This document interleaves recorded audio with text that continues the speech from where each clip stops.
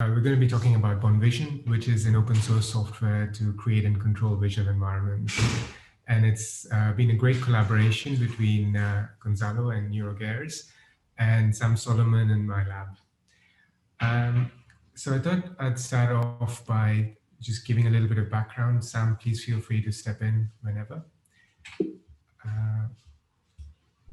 Sam and I have been studying vision for a while now. Studying vision involves a lot of different things, but one of the visual stimuli that are most commonly used are just like classic visual stimuli. So these are very well characterized and well defined stimuli, which look at things like direction tuning, looking at tuning curves and so on. And it's generally defined as pixels on a screen. And this is decades of research has basically gone into this kind of research where it's very well-defined stimuli. Lately, over the last few years, there's been an increase in interest in using stimuli that are like a virtual reality system, particularly for navigation or for questions related to how vision works during movement and locomotion and so on. And so this one, rather than looking at pixels on a screen, is usually defined in terms of 3D worlds. So you take a room, you put a subject or a camera into the room, and then you render that onto the visual display. And ideally, we should be moving forward, going into more interesting things, more complex stimuli as we get closer to reality, and go into something like augmented reality systems, which would potentially give us the ability to still make interesting manipulations to be able to study the visual system, but keep the control and also keep the control in terms of knowing what is being displayed. So when I started the lab around 2017 and Sam was next door to me, we started discussing, okay, first of all, we want to be using the same visual stimulus because we were using different ones. And the other thing is we want to be able to do most of these things, so classic visual stimuli, virtual reality, and augmented reality, within the same framework. So just to give you an example, I was using MATLAB for doing classic visual stimuli and virtual reality, but I had completely different programs. So one was like a package written in the Cortex lab that was specialized for doing like direction tuning curves and different kinds of tuning curves. Sam instead was using a package called Expo, which is a Mac-based software. And so that has its own, it had a few additional features that were nice, but at the same time, it was kind of based on one OS and it wasn't being updated for a while. And for virtual reality instead, I've written a custom software, and other people have also done various kinds of custom software. In general, it was something where you had to basically start a new session and start a new recording. So the idea is to try and do all of these in the same framework. And so we wanted a single software and a single framework. And the other thing is that we want it to be very accessible. So it doesn't need something where if there's a new member of the lab or if there's a new lab trying to run a similar software, it shouldn't be something where you have to have a lot of programming experience or you have to read through 1,000 lines of code to try and edit it to make it do what you want. So it needs to be something accessible and easy to use. And finally, we wanted, because we're doing a lot of physiology experiments, both the labs, we wanted to be able to integrate it with all our recording equipment or all our sensors. So we do virtual reality on mice, on a treadmill. So we want to be able to record the treadmill and then easily update the stimulus. And all these processes need to be quite straight. We'd like them to be quite straightforward and simple, and ideally cheap as well. So, use things like the Arduino board rather than a National Instruments board or things like that. So at the same time, I was discussing with different people, and given that Niccolo is here, I can mention that Niccolo actually visited my office at some point, and I was talking about this idea that we are trying to build something new, and then he mentioned, well, Gonzalo's just started this new company, and He's looking for projects, so why don't you talk to him? And we're like, great, and it was the same time when we started using Bonsai actually for other things in the lab, just because it was so easy to implement a lot of things. So we are doing some freely moving animals, and we just started using Bonsai just because, and that's where we actually Sam and I went to this course, a Bonsai course, a few months before, and started looking into it. So it kind of all fell together, and so we got in touch. So we wanted to explore the possibility of Bonsai or some other software, but basically we got in touch with Gonzalo and started the conversation. And it basically ended up Gonzalo saying, well, we can all do all of this in Bonsai and as an extension of Bonsai. So that's just a bit of background as to where we came from in terms of what the motivation was to develop this software. So, as I said, one of the main problems is that one of the first challenges, which is more of a conceptual challenge rather than an actual implementation challenge, was to try and present classic visual stimuli, which are pixels on a screen, and VR environments, which is 3D worlds, on the same framework. So we wanted to have like a unified framework for this. So how do we go? So this is just an example of some 3D stimuli. So this is just, there's objects placed in different 3D positions of the world. While classic stimuli are just like you define them usually in terms of azimuth and elevation. So kind of where are you in the horizontal visual angle and vertical visual angle space. So the key thing that we discussed was basically trying to take the classic stimuli and put it into a sphere.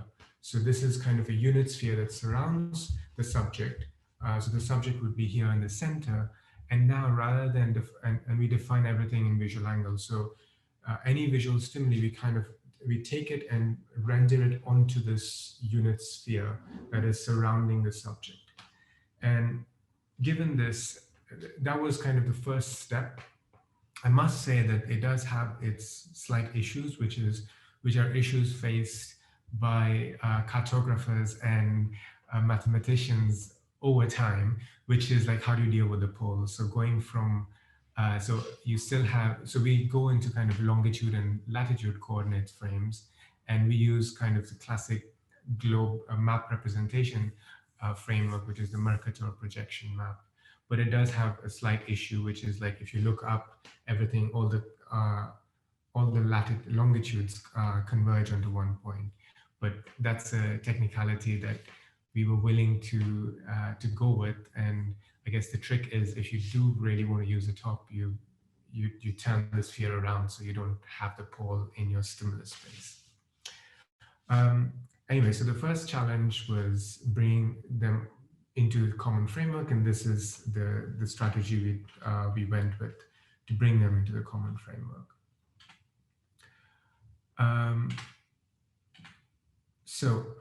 This is how actually, if you take an original stimulus, this is how the stimulus would look like if it was mapped onto a sphere. As I said, like you'll see some expansion on the globe. This is, once you look at it in terms of visual angle, it becomes accurate.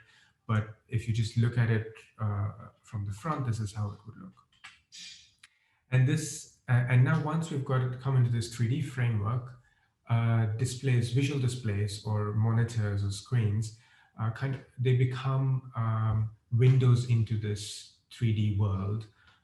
So this is how most 3D rendering softwares like Unity or any OpenGL software would work. So you put a window or a camera to look into the world around you. So that's what is happening here. This is just examples of what, if you put a screen here, this is what it would look like and should look like. While if you put a second screen that is further away, you're going to see a lesser visual angle. So you can imagine, so DA, for example, is looking at a larger visual angle than DB. And so these squares look bigger because you're going closer to the end of the sphere. Perhaps later Gonzalo can show a demonstration of this because we've got a few demonstrations of that. At the same time, if you change the angle, so DC here is similar to DA, but then if you actually just tilt the screen, now you can see kind of these lines are not straight anymore because you kind of get this curvature. That is the appropriate curvature, so you maintain the visual angle at the eye. So the visual angle subtended by one part of the screen is going to be this, so a square on one part of the screen is going to be the same as the visual angle subtended by a square on the other part of the screen. And also you can now move these screens in any direction in 3D, and the scene gets updated accordingly. So these are just some examples of how this works in practice. So it's showing two different types of stimuli. So this checkerboard stimulus that is going onto a sphere, and this is some 3D objects. So in this, you can see the fourth object up there, but yeah, there's 4 objects. So this is how it's rendered when you have 2 screens, and we define the position of the screens appropriately. This is actually just taking the same stimulus, but now putting it onto a head-mounted display, which is you just have to define where the eyes are looking at into the world, so where they position with respect to this unit, this sphere. And finally, this is like you can go into like a 3D dome.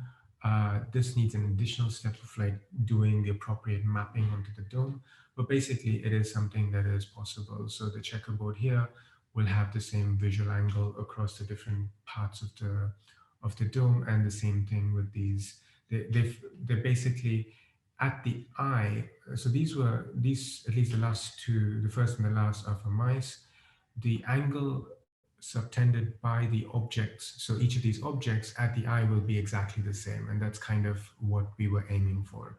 So we've changed the display system, but the angle and the features of the world are actually precisely the same between the different setups. So this, Aman, if I can just interject there. The one thing that Aman didn't quite elaborate on at the beginning there was one of the big problems we had was that, in some rigs we had 1 screen in front of the animal. In other rigs we had 2 screens on either side of the animal, as you can see here. In other rigs there were 3 screens, 1 in front and 2 to the side.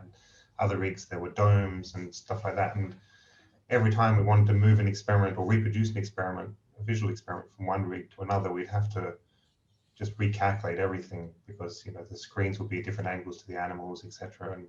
And trying to work out what was consistent between them was a nightmare. So a major reason for getting Gonzalo to bring him on board to do this was actually just to make this trivial so that you could define your experiment, present a small block that's some, say, 3 degrees of visual angle in size, about 45 degrees from the animal, and you could define that experiment, and it didn't matter whether you did that experiment on a screen in front of the animal or a dome or 2 screens or 3 screens or whatever. You could then just simply add in another module that would allow you to simply represent that. And so one of the really strong achievements here is that that's exactly the same core program in each of these 3 conditions, running exactly the same experiment. It's just tweaking a little bit the parameters of the output to get it onto the different screens, and really trivial tweaks in the end, actually. So just to emphasize, if any of you have been working in rigs in labs, you'll know that some rigs have been there for 10 years, some rigs were built yesterday, and they're all very different with different monitors and different kind of arrangements. And so just getting from one to the other is much easier in this framework. thanks, Sam. So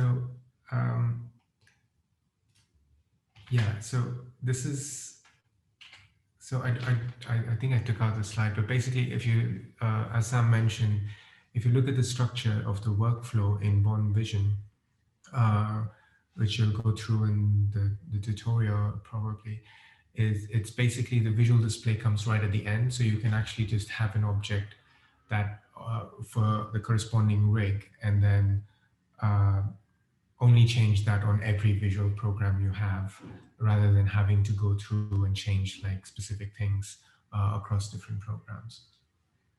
So given that it's Bonsai and Gonzalo likes making things easy, he then one of the things we realized is actually to define where the screens are and to measure the positions, we needed something like 6 parameters or something of that range, which define the exact position of the screen and what is the distance at which the center of the screen is from the subject, and what is the visual angle of the center or some part of the screen. We kind of needed a reference frame. And in general, like we were doing this on tradition on previously as well on all the rigs, but it's kind of inconvenient, and a lot of rigs it becomes more and more inconvenient as you start adding equipment. So if you've got a 2p microscope on top and you've got all this bulk, you still have to go in and like get these accurate measurements, and like it gets a bit finicky at times. So one additional add-on to BonVision was like a very simple program where we just display these markers. So these are just 3D position Aruko markers. Uh, we put one in the position where the animal should be, and we display one at the center of the screen. And based on that, we can actually get the appropriate position. We can calculate the position of these two relative to each other, and therefore define everything we need to know about the screen. All we need to know is the size of these Aruko markers, and then everything else is there. And then if you move the marker and tilt the screen, this is just on a laptop. This was actually done post-COVID, so everything we tried to do a lot of things like without doing them in the lab. So this is on Gonzalo's laptop, and you can see that as you move things around, this you can actually do online as well. Like this is something you can even do real time if you wanted. So the image is appropriately skewed to account for the change in visual angle between the screen and the subject. And then these are just some demo experiments which are there in the preprint. That it works. So we tried it in some very simple experiments. So the idea was not to show that we can do a lot of different new experiments. We can, but we didn't. Instead, we wanted to show the range of experiments that are possible. So this is an example of an animal, a freely moving animal in an arena, and this is something that is an established behavior that if you have a dot that's moving across the screen, the animals tend to freeze over time. And so we're able to replicate a previous behavior, but this time we're using BonVision and a different, rather than previously what we use is MATLAB and PsycPhys Toolbox. This is an example of animal physiology. So we're just recording from, this is a case of F here is the superior colliculus. We're recording the local field potentials there.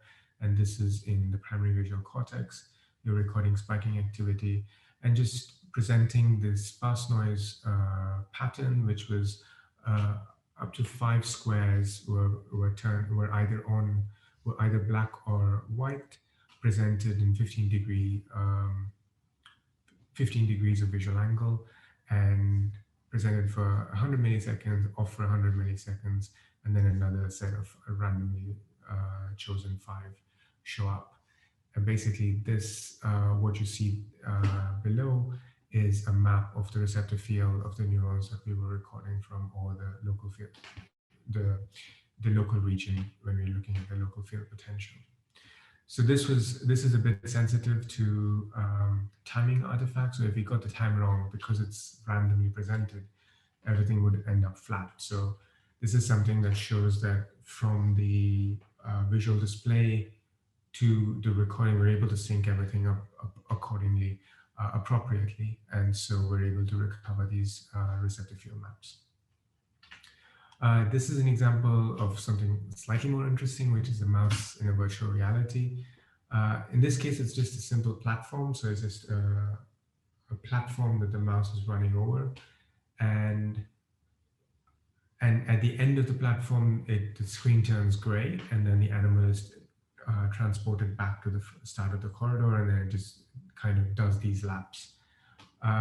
So These lines here represent the speed of the animal as a function of the position on the platform.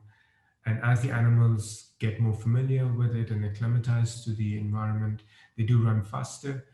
But interestingly, as the days go by, they start developing this kind of speed profile where they slow down as they approach the end of the core of the platform, suggesting that they're kind of getting this immersive experience that they slow down before they reach the end. So it it's some evidence as to the animals do understand that there's some structure to the platform, or the thing that's in close loop with their movements, and that they're able to control it.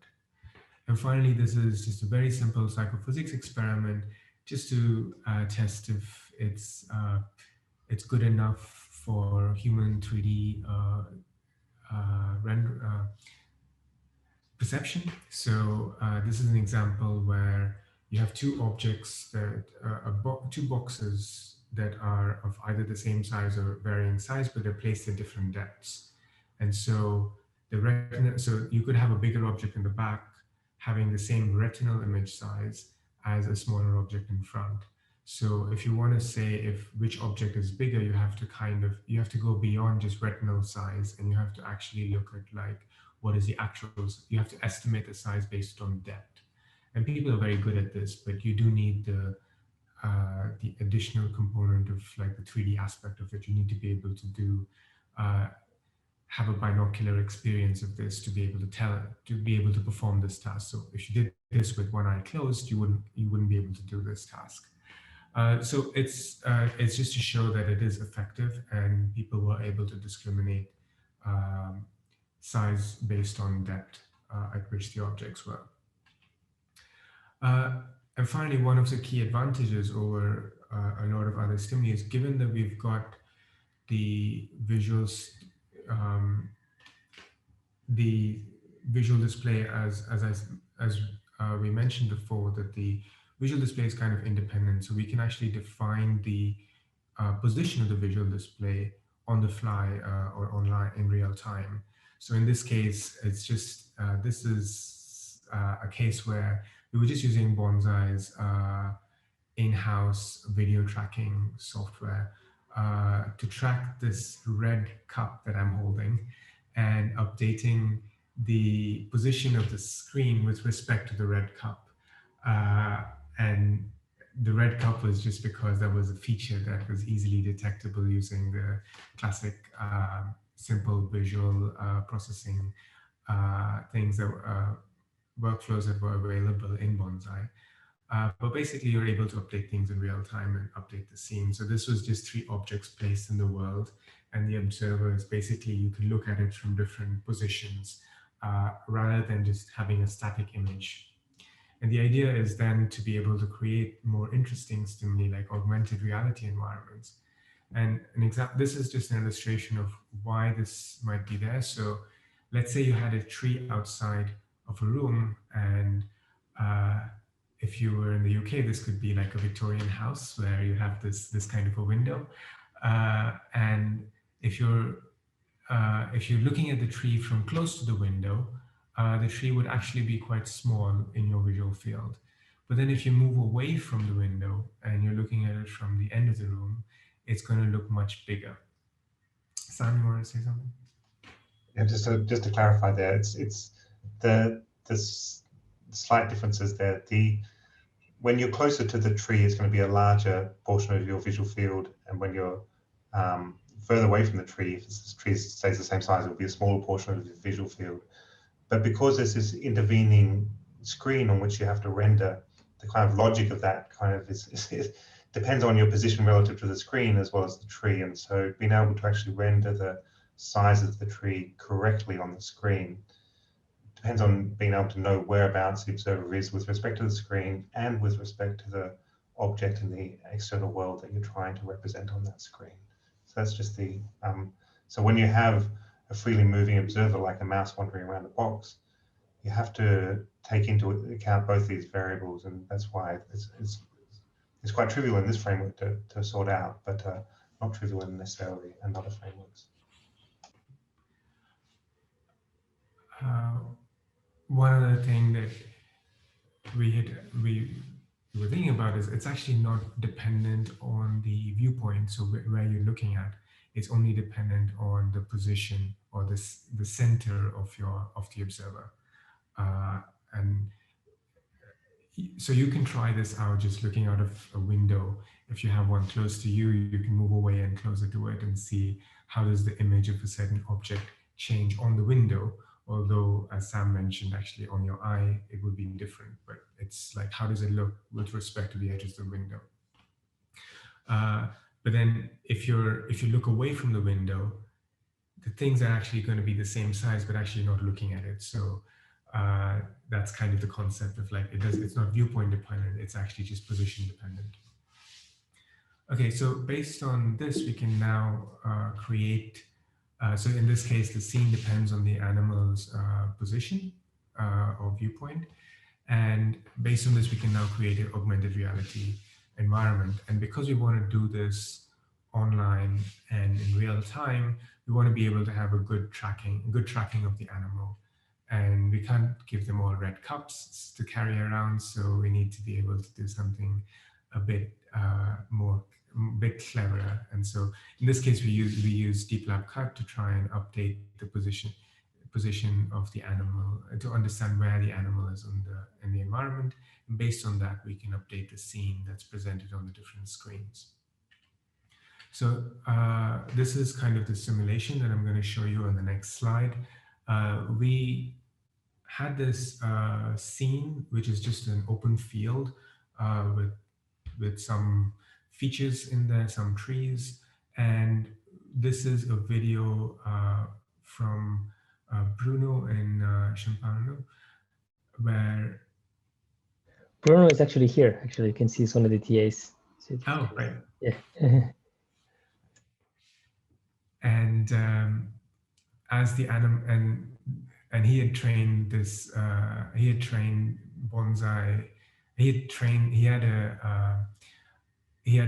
a network using Deep Lab Cut on a bunch of his videos, and then we were able to then just use that to infer the position of the animal based on this pre-trained network, and based on those acquired positions, we can then like update the position update what is presented on the screens. And so this. Okay, so here you can see the tracking from Deep Lab Cut. We're basically updating the position based on the position of the head. This is just showing what the position of the head would be. And as you can see, the scene is being updated as the animal is moving around in its corresponding way.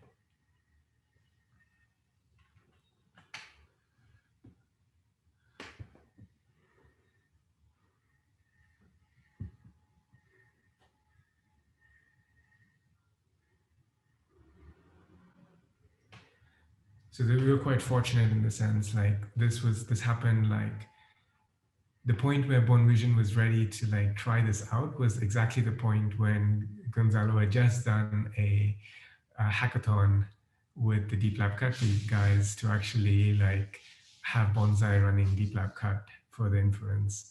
So it kind of fit in really well, and then we could use the inference section of Bonsai to run Deep Lab Cut and then do this.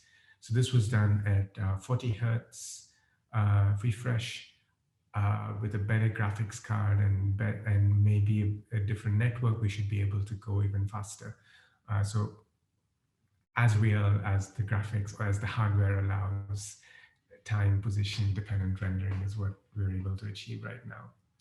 So just to summarize, so this is about BonVision. It's a visual environment generator based on Bonsai.